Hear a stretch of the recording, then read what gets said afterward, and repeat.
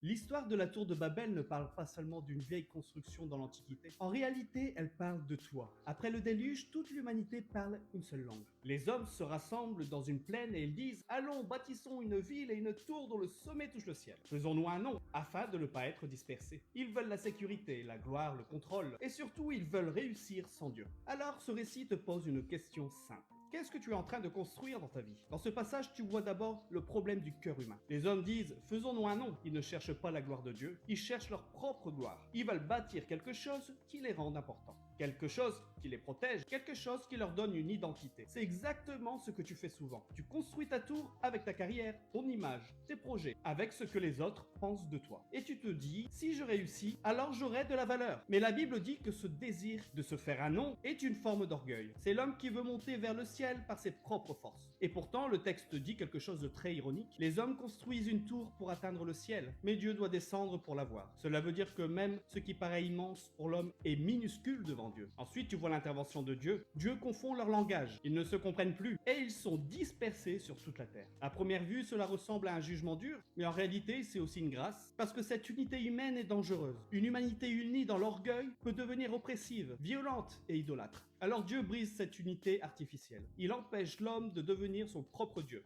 Parfois, Dieu fait la même chose dans ta vie. Un projet échoue, une relation se brise, un plan tombe à l'eau. Et tu penses que Dieu te bloque. Mais peut-être qu'il te protège. Peut-être qu'il est en train de détruire une tour que tu étais en train de construire sans lui. Enfin, ce récit pointe vers quelque chose de plus grand. À Babel, les langues sont confondues et les hommes se dispersent. Mais dans le Nouveau Testament, à la Pentecôte, l'Esprit de Dieu fait l'inverse. Des gens de toutes les langues entendent le même message. Dieu ne crée pas l'unité par la puissance humaine. Il la crée par la grâce. Et surtout, contrairement aux hommes de Babel, qui veulent monter vers le ciel, Dieu fait exactement l'inverse. Il descend. Il descend en Jésus-Christ. L'homme veut atteindre Dieu par une tour, mais Dieu vient rejoindre l'homme par la croix. Alors la vraie question pour toi est simple. Est-ce que tu es en train de construire ta propre tour pour te faire un nom? Ou est-ce que tu laisses Dieu te donner une identité que tu ne peux pas construire toi-même? Parce qu'au final, toutes les tours humaines finissent par tomber. Mais le nom que Dieu donne ne peut jamais être détruit.